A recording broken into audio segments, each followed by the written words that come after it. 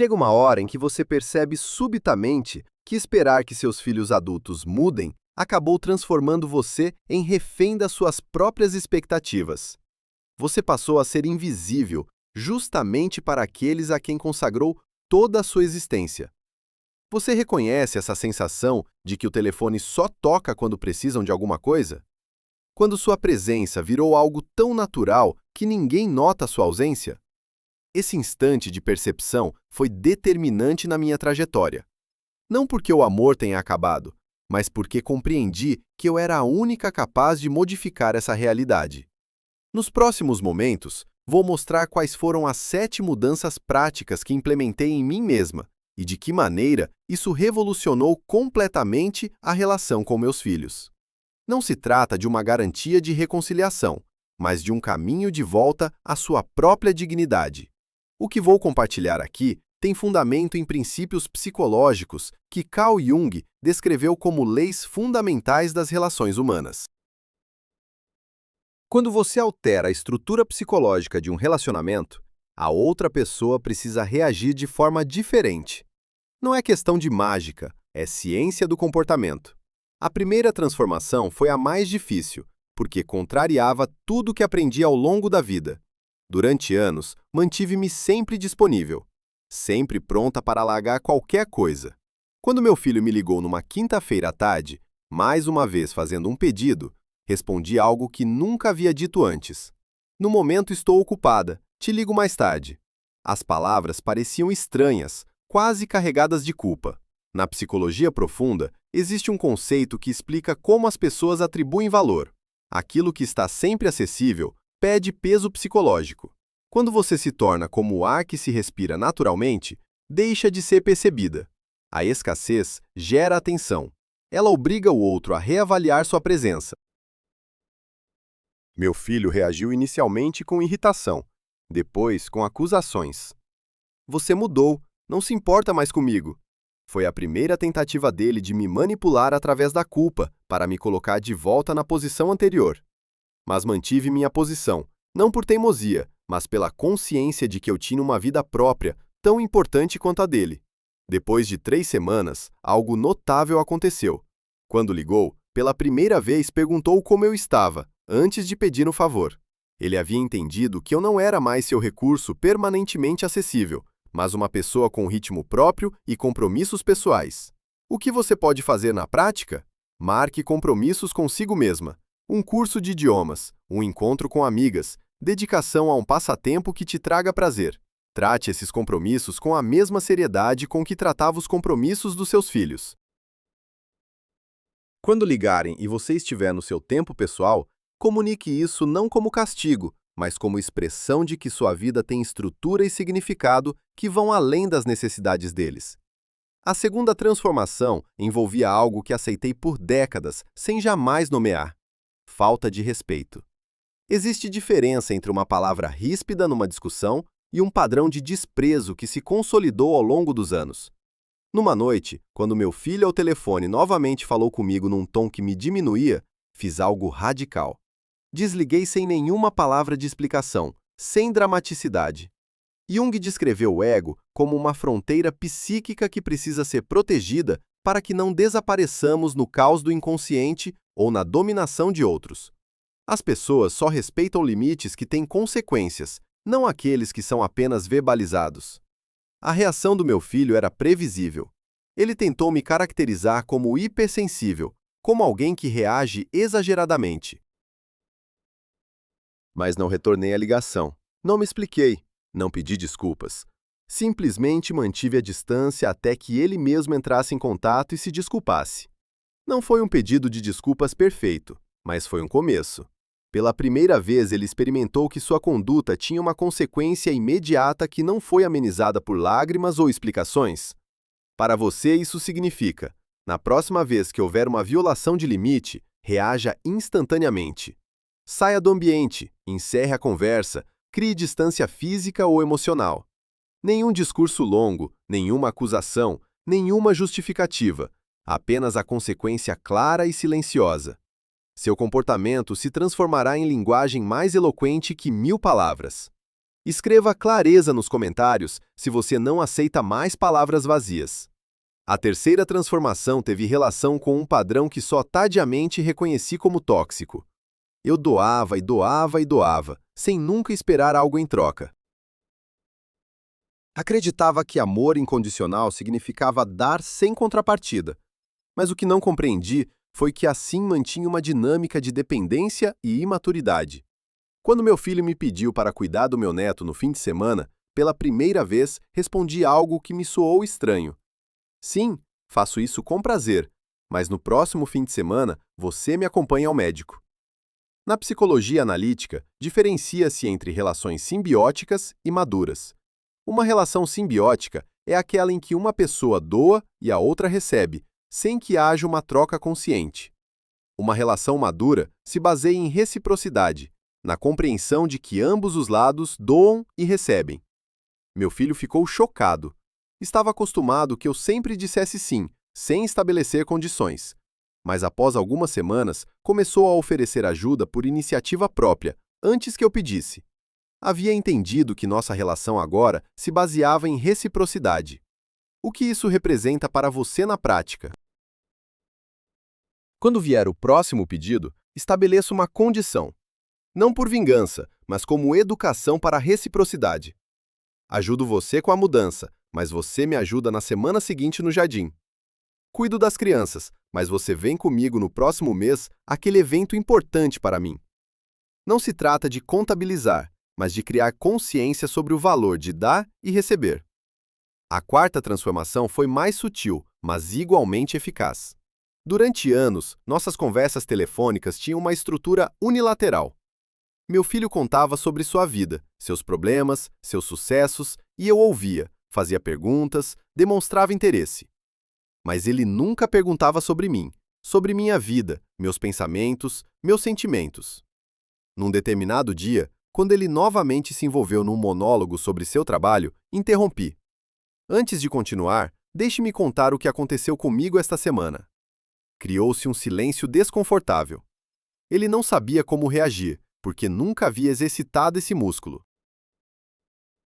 Nos minutos seguintes, contei sobre minha semana, sobre um problema que enfrentei, sobre algo que me deixou feliz. Não foi natural para ele escutar, fazer perguntas, demonstrar interesse. Mas ele tentou, e esse foi o início de uma mudança no equilíbrio das nossas conversas. Nas semanas seguintes, comecei intencionalmente a dividir o tempo de fala. Quando ele falava por 10 minutos, eu também falava por 10 minutos. Não como competição, mas como restauração do equilíbrio. Gradualmente, ele aprendeu que uma conversa não era ele falando e eu apenas ouvindo, mas uma troca bilateral. O que você pode fazer? Na próxima conversa, após escutar por alguns minutos, diga calmamente: agora quero compartilhar algo do meu dia. E conte. Não pergunte permissão, não espere uma pausa natural, apenas tome o espaço que te pertence. Inicialmente pode parecer desconfortável, pode parecer egoísta, mas não é. É o restabelecimento de uma dinâmica saudável de comunicação. A quinta transformação envolveu algo que raramente discutimos: autonomia nas decisões. Durante anos, consultava meus filhos sobre tudo. Para onde deveria viajar? Que móvel deveria comprar? Que atividade deveria fazer? Buscava validação constante, como se minhas escolhas só tivessem valor se eles aprovassem. Numa ocasião, decidi fazer uma viagem sozinha. Não pedi opinião, não busquei aprovação, simplesmente informei. Vou passar 2 semanas viajando. Meu filho reagiu com surpresa. Sozinha? Para onde? Por quê? Respondi tranquilamente. Porque quero. Essa simples afirmação foi revolucionária. Não porque fosse desafiadora, mas porque estabeleceu que minha vida não estava sujeita à aprovação deles. Jung falava sobre individuação, o processo de se tornar quem verdadeiramente você é, separado das expectativas e projeções dos outros. Quando retornei da viagem, meu filho me perguntou como foi. Pela primeira vez em anos, conversamos sobre algo que eu havia feito por escolha própria, não como mãe, não como avó, mas como mulher independente com desejos e experiências próprias. Como aplicar isso? Comece a tomar decisões sem consultar. Pequenas no início. Mude o visual do cabelo sem pedir opinião. Inscreva-se num curso sem anunciar. Faça planos sem verificar a agenda deles. Não se trata de ser irresponsável, mas de reclamar sua autonomia como indivíduo. A sexta transformação abordou a qualidade versus quantidade do tempo. Durante anos, priorizei estar presente em cada evento, cada jantar, cada ocasião familiar. Mas percebi que minha presença havia se tornado mecânica, obrigatória, desprovida de significado genuíno. Decidi conscientemente recusar alguns convites, não porque estivesse ocupada, mas porque não queria ir. Quando meu filho me convidou para um jantar familiar, respondi: "Desta vez não vou. Aproveitem vocês." A reação foi de descrença. "Mas você sempre vem. O que aconteceu?" Expliquei calmamente. "Nada aconteceu. Simplesmente escolho passar este dia de outra forma." Esse ato comunicou algo poderoso. Minha presença não era garantida, era uma escolha. E escolhas têm valor. Nas semanas seguintes, quando eu aparecia em eventos familiares, minha presença tinha peso diferente. Eles sabiam que eu estava ali porque quis, não porque me sentia obrigada. Isso transformou a dinâmica. As conversas ficaram mais significativas, a atenção mais genuína. Para você, aprenda a dizer não sem culpa. Não posso ou não quero são frases completas. Você não precisa justificar cada ausência, explicar cada escolha. Sua presença se tornará mais valorizada quando não for constante e previsível. A sétima e última transformação foi talvez a mais profunda: expressar minha verdade emocional sem filtros. Durante anos, engoli ressentimentos, guardei mágoas, sorri quando queria chorar. Mantinha uma fachada de que tudo estava bem, mesmo quando não estava. Numa reunião familiar, quando meu filho fez um comentário depreciativo sobre algo que eu valorizava, não ri nervosamente como costumava fazer. Ao invés disso, olhei diretamente nos olhos dele e disse: "Esse comentário me machucou. Não vou fingir que não machucou." O silêncio que seguiu foi denso. Ninguém sabia como reagir, porque eu nunca havia demonstrado vulnerabilidade ou reivindicado meu direito de ser afetada emocionalmente. Meu filho tentou minimizar. "Foi só uma piada." Respondi: "Talvez para você, para mim não foi." Não houve discussão, não houve drama, apenas a declaração honesta de como me senti. E isso mudou algo fundamental. Eles começaram a perceber que eu não era uma superfície impermeável, onde podiam projetar qualquer coisa sem consequência. Eu era uma pessoa real, com sentimentos reais, que mereciam consideração. Jung dizia que a autenticidade é a coragem de ser vulnerável, de mostrar-se como realmente é, sem as máscaras que a sociedade nos ensina a usar. Quando você remove essas máscaras, força os outros a se relacionarem com sua verdade, não com a versão conveniente de você que eles preferem. Como praticar isso? Da próxima vez que sentir algo, expresse: "Isso me entristeceu. Senti-me desrespeitada. Fiquei magoada." Não dramatize, não explique demais, apenas declare sua verdade emocional. Dê aos outros a oportunidade de conhecer quem você realmente é. Essas 7 mudanças não aconteceram da noite para o dia. Foram meses de prática consciente, de tropeços, de momentos em que voltei aos padrões antigos antes de me recompor. Mas cada pequeno ato de afirmação, cada limite estabelecido, cada momento de autenticidade foi construindo uma nova estrutura relacional. Seus filhos podem inicialmente resistir, porque preferem a antiga dinâmica em que você estava sempre disponível. Mas num nível mais profundo, no plano do inconsciente, reconhecem a saúde dessa nova dinâmica. Talvez não saibam conscientemente, mas sentem. A outra dimensão que precisamos entender. Na psicologia analítica, fala-se de projeção, o mecanismo através do qual transferimos nossos conteúdos inconscientes para os outros. Talvez você tenha projetado em seus filhos durante anos que eles não te amam, não te valorizam, não te respeitam. Mas essas projeções possivelmente continham uma verdade sobre você mesma. Talvez fosse você quem não se amava, não se valorizava, não se respeitava. A transformação que acontece em você ao percorrer esses 7 passos é também uma retirada dessa projeção. Você começa a reconhecer que a falta de amor próprio estava em você mesma e que, através da mudança do seu comportamento, você cura essa carência interna. Quando você para de estar sempre disponível, está dizendo a si mesma: Meu tempo tem valor. Quando estabelece limites e aplica consequências, está dizendo a si mesma: mereço respeito. Quando exige reciprocidade, está dizendo a si mesma: minhas necessidades são importantes. Quando cria espaço para si nas conversas, está dizendo a si mesma: minha vida é interessante e valiosa. Quando age com autonomia, está dizendo a si mesma: sou livre. Quando exige conexão genuína, está dizendo a si mesma: não valho apenas uma obrigação, mas atenção verdadeira. Quando expressa sua verdade, está dizendo a si mesma: meus sentimentos são reais e legítimos. Escreva valiosa nos comentários se você não se contenta mais com menos. Percebe? Cada uma dessas mudanças é um ato de amor próprio, um ato de cura, um ato de retorno a si mesma.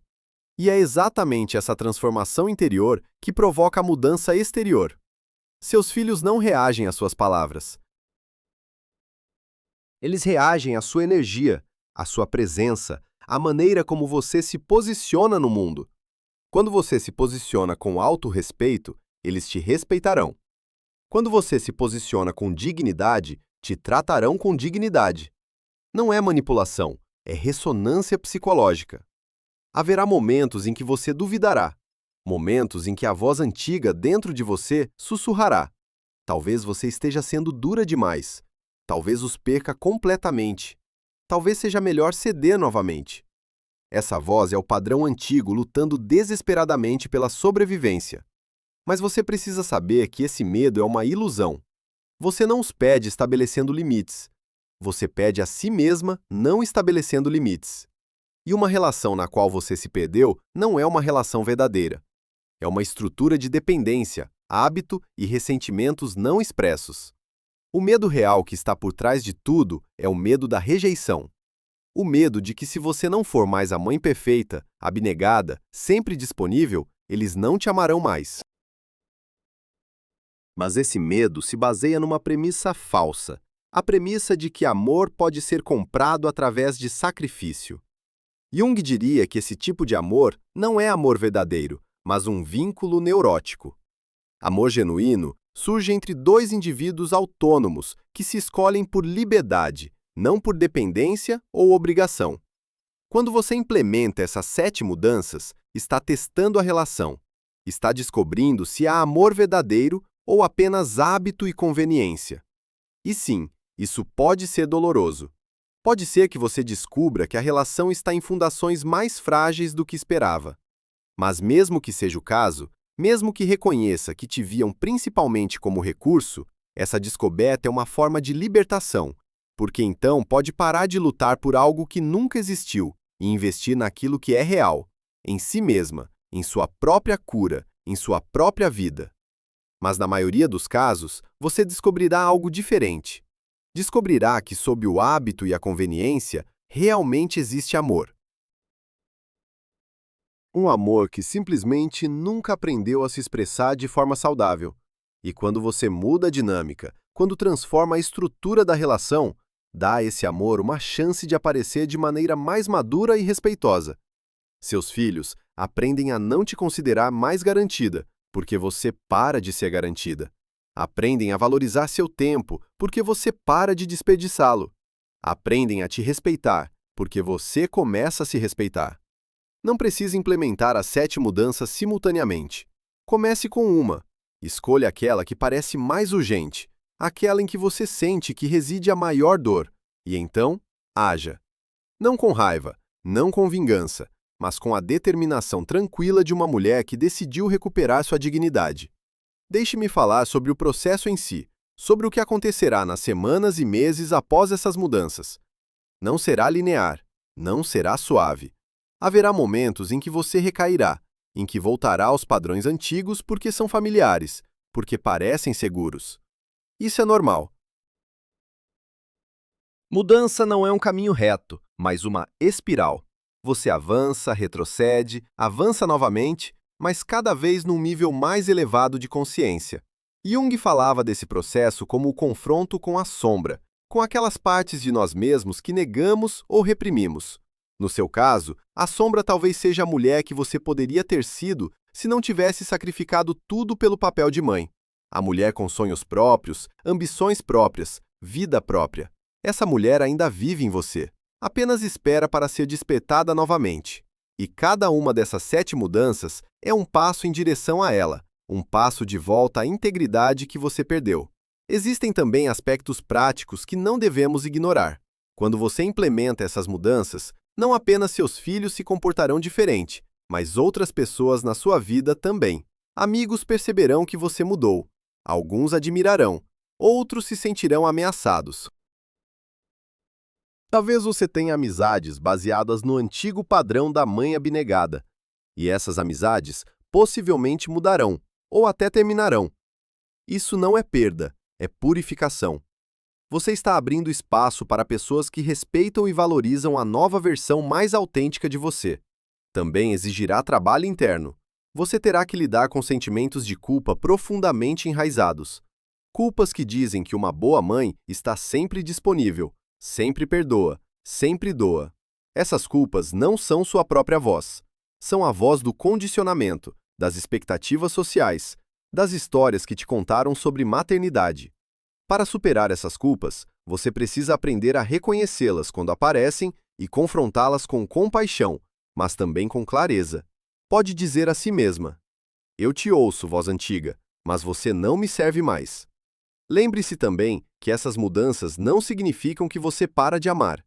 Pelo contrário, você aprende a amar de forma mais saudável e madura. Um amor que tem limites, que requer reciprocidade, que inclui respeito. Um amor que não nasce de dependência, mas de liberdade. Em poucas semanas, você notará como a dinâmica se desloca, como te tratam de forma diferente porque você se comporta diferente, como o respeito surge porque você exige respeito, como a reciprocidade cresce porque você estabelece reciprocidade. Não será perfeito, não acontecerá sem resistência, não será fácil, mas será real, autêntico e te devolverá sua dignidade. Aqui expressamos as verdades que ninguém mais ousa pronunciar. Aqui encontramos juntos o caminho de volta à nossa força, não através da luta contra os outros, mas através da transformação de nós mesmos. Escreva dignidade nos comentários se você recupera sua força hoje.